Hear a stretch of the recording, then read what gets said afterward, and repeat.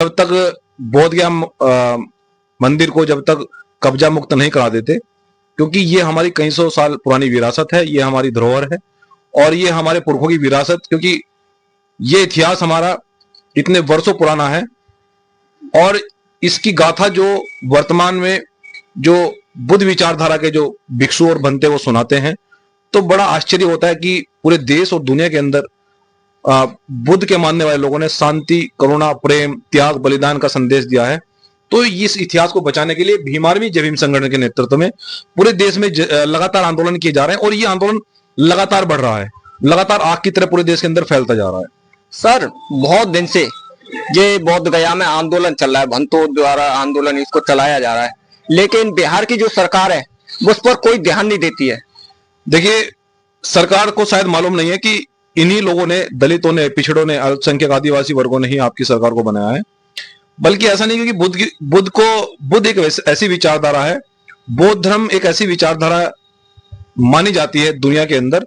कि जिसको हर वर्ग के लोग, हर समाज के लोग, हर संप्रदाय के लोग जिसको स्वीकार करते हैं और मानते भी हैं। तो जब इतनी बड़ी विचारधारा को अगर दबाया जा रहा है तो निश्चित रूप से वहां की सरकारें, बिहार की सरकारें वो गलत फहमी में है और शायद बिहार सरकार को खामियाजा भुगतना पड़ेगा अब की बार। जैसे माननीय साहब काशीराम ने बहुजन मूवमेंट को घर घर पहुंचाया था, जैसे ही आप भी उस मूवमेंट को घर घर तक पहुंचा रहे हो और बाबा साहब के मिशन को युवाओं तक पहुंचा रहे हो। देखिए, काशीराम साहब का जो मूवमेंट है,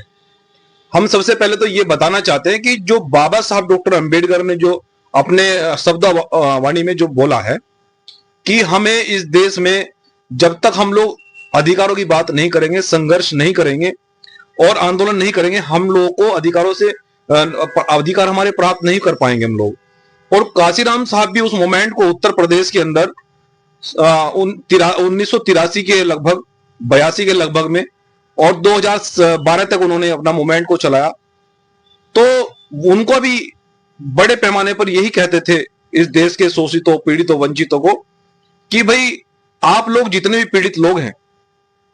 जो बहुजन मूवमेंट के लोग हैं, देश के दलित, पिछड़े, मुसलमान, आदिवासी वर्ग के लोग हैं, इन लोगों को एक समूह बनाकर अपनी बात को सरकार के सामने करना चाहिए और सरकार के सामने रखें, मजबूती से देश और प्रदेश की मजबूत पटल पर रखें, लोकतंत्र में अपनी बात को संवैधानिक रूप से रखें। और सरकार अगर हमारी बात नहीं मांगती है,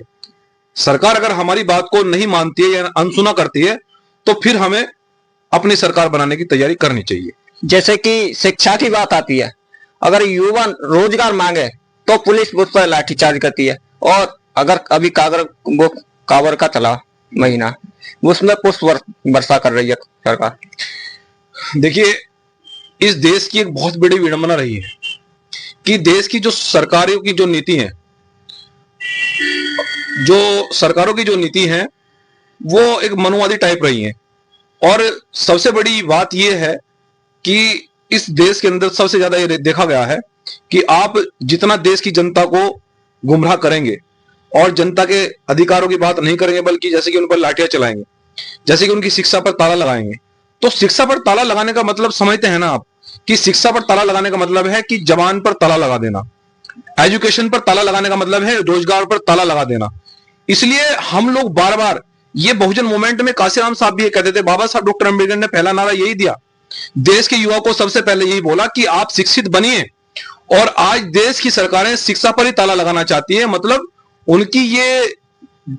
ये मानसिकता है कि डॉक्टर अंबेडकर जैसा भारत चाहते थे,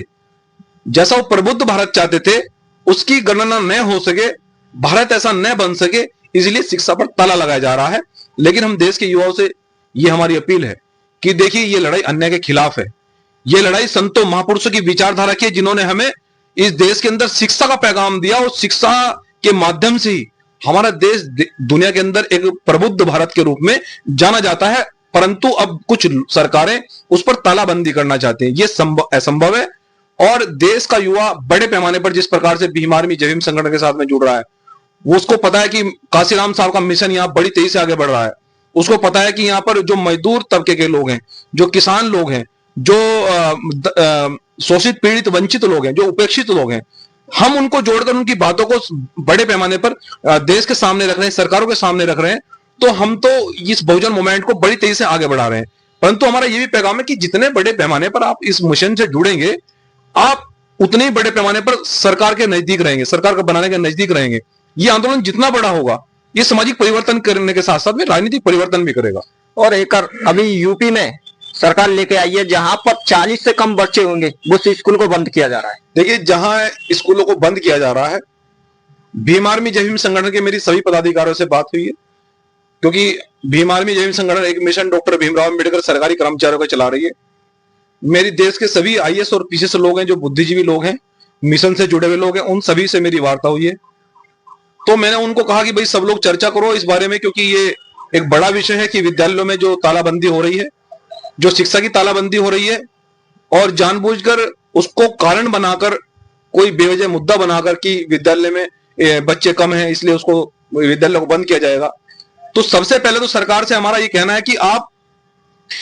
ऐसा कोई विद्यालय नहीं है जिसमें 50 से कम बच्चे हों, प्रथम। सेकंड बात यह है कि जिस विद्यालय में 50 से कम बच्चे हों, आप उसके आसपास के गांव के का दौरा कराइए, सरकार के लोगों को भेजकर, प्रशासन के लोगों को भेजकर, और वहां शिक्षा अनिवार्य कीजिए। और बल्कि वहां यह अनिवार्य कीजिए गांव में कि जिसका बच्चा नहीं पढ़ेगा उसको राशन तक, सरकारी राशन तक नहीं दिया जाएगा। हम देखते हैं कि कौन सा ऐसा विद्यालय है जिसमें 50 से कम बच्चे रहेंगे। तो ये जो बेकार का, जो बेवजह मुद्दा बनाकर जो स्कूलों को बंद किया जा रहा है, हमारी ये सरकार से अपील है और हमारी देश से भी ये डिमांड है, और हम देश के सामने कहना चाहते हैं कि जो विद्यालय सरकार बंद करना चाहती है, अगर सरकार 5000 विद्यालय बंद करेगी तो भीम आर्मी जय भीम संगठन उससे दुगने निःशुल्क पाठशाला खोलने का काम करेगा, जिससे कि देश में शिक्षा का स्तर कम न हो सके, जिससे कि देश के गरीब बच्चों को लगातार शिक्षा मिलती रहे। सरकार स्कूल बंद करेगी, हम दुगने विद्यालय खोलेंगे, हम दुगनी पाठशाला चलाएंगे।